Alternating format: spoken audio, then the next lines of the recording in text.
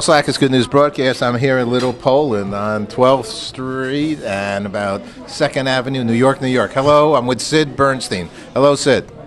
Hello, Paul. Love the place you took me to for lunch. It's called Poland. The restaurant's name, Poland. I think it's a country also. And we are having the best potato pancakes I have ever had. And we also had a strawberry lemon drink, which is very nice. And we had some borscht. We went with the hot borscht, didn't we? A small borscht, not the cold borscht, but hot borscht, with a potato in the center. That's my favorite. My main dish are the potato pancakes, but the appetizer is always the small borscht hot, with a potato in the middle of the borscht. That's my lunch, and I love it. But Sid, you also like those pancakes. You wanted those pancakes to be delivered the second you finish. Well, when you finish your soup, you want hot pancakes. And you've been commenting to this wonderful waitress how perfectly the timing was and how hot they were. Well, one, she waited until I finished my hot borscht with the potato in the center. And the minute I finished that, she then ordered from the chef in the back a half order of potato pancakes. No cream cheese, no applesauce. It's not the way I like to eat. I like to eat the naked with a little pepper on it. Pancake. The flavor of that potato is so incredible that I never change the order. I come here regularly. Now, Sid tells me also in this neighborhood, first of all, down the street is a place called Fillmore East. It was a music place, right? It was about 5-7 blocks south of where we're sitting. The Fillmore East, where Bill Graham opened up his, instead of the Fillmore in California, he opened, thank you so much.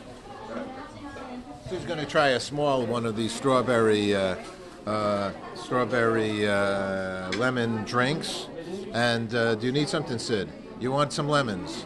I've used all those lemons because I'm on the Good News to Go diet, and in that diet I must, especially after all the potato I will say while Sid's drinking, I am in seventh heaven. I really did overeat a tad, but not really, because I didn't eat any real significant breakfast, mostly fruits.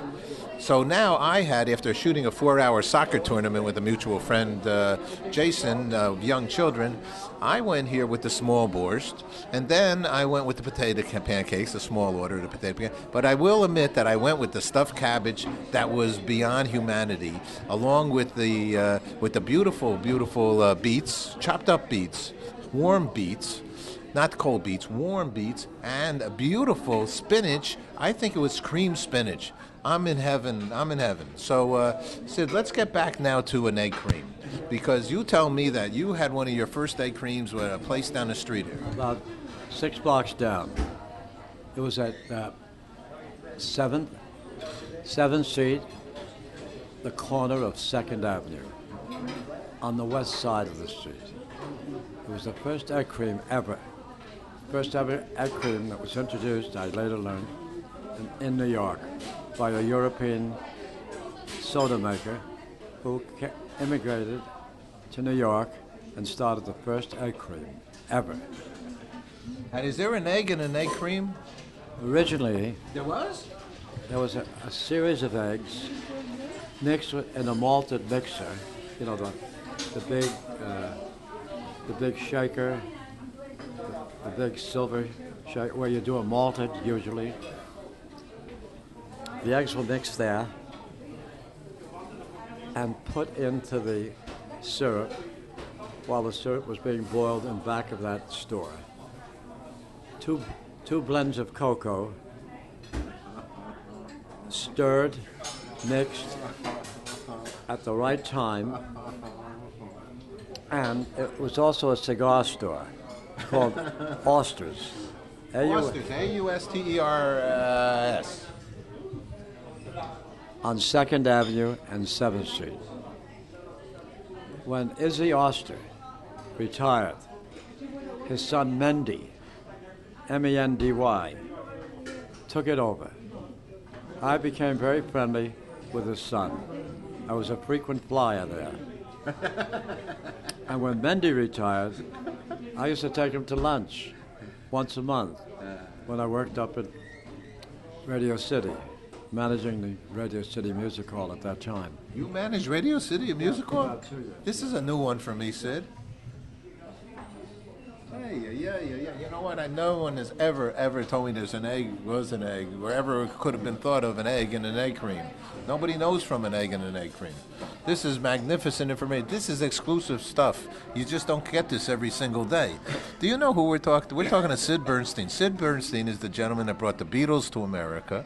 He dealt with Sarah Vaughan. He had the Rascals, had Vanilla Fudge. This is Mr. Music, and actually we're celebrating, and we know when he brought the Beatles to America, you know, we think Beatles, rock and roll, hey, they went to Carnegie Hall. Isn't that a classical place? How did you ever get them in Carnegie Hall? Brian loved the idea of his boys, who had just finished an engagement outside of England in Germany.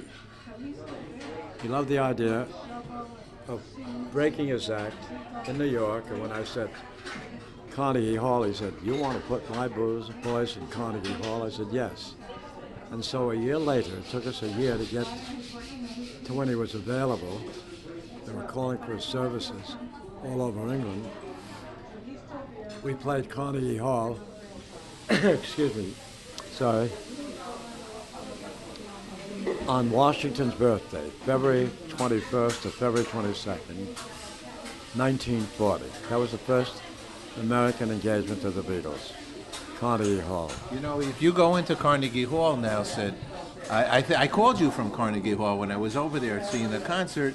They have on the second floor, in like one of the food areas, they have memorabilia in Carnegie Hall now.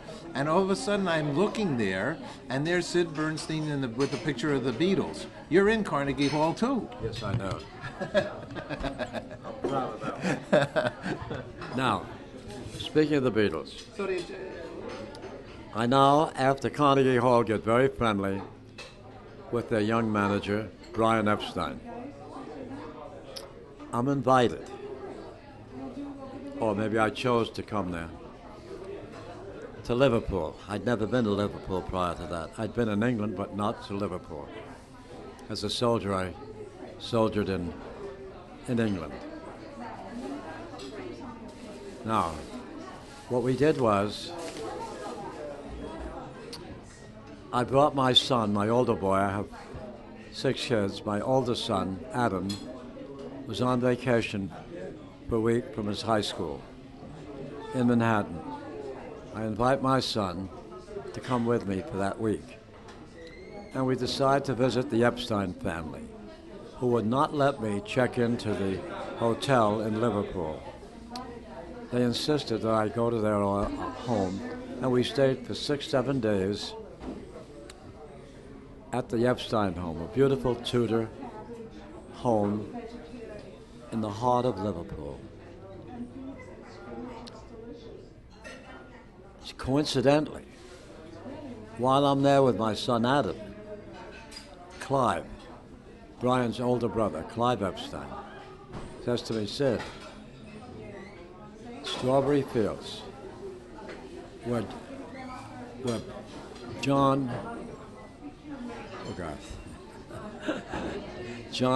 Lennon stayed as a young boy when his mother,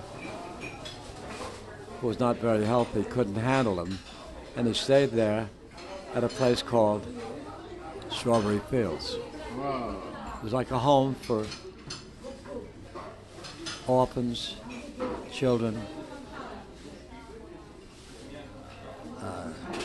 and that it's called still today Strawberry Fields in Liverpool. We have our own Strawberry Fields now at 72nd, opposite the Dakota in New York. Thanks to Yoko. Yoko, I believe, was very instrumental in the Beatles' family to build Strawberry Fields out there. And Imagine, now she has a button on that says Imagine Peace, and We love Imagine. We're Beatlesaholics here at. We have the Beatles channel on Good News, and Sid, for me, for me, Sid, you're such my hero for me because I got a master's degree. Literally, half of my master's degree was in the Beatles, studying the Beatles, and that's when I met you down here. Okay. Be well, Dave. Be well. Be well. Watch the show. All right, watch it. You'll hear it. Well, every day it's on, all the time. I gave you the card. Yes, I know. So you watch. Here, Sid. All right. Take care. Thank you. Say bye-bye to there. Bye-bye. Thanks. Now, so I'm invited to Liverpool to stay at the Epstein home. Brian Epstein's mother was still living with him before he really hit it huge and moved his operation to London. So we stayed at the Epstein house. While there, his older brother, Clive, invited me, or rather suggested, that 7 blocks from his mother's home and Brian's home was Strawberry Fields. So Sid, you might find it interesting to walk down and see Strawberry Fields. Adam and I, my son and I, after we had breakfast at the Epstein home, walked down the 6-7 blocks from where the Epsteins lived, and the 2 brothers were born, and we go to Strawberry Fields. And its gate is 2 huge stones, or 2 huge stones, look like fortresses, and a sign out there saying Strawberry Fields. My son brought his camera with him. My son brought his camera with him. Dad, take a picture of me. I want to show this to the kids at school back in Manhattan.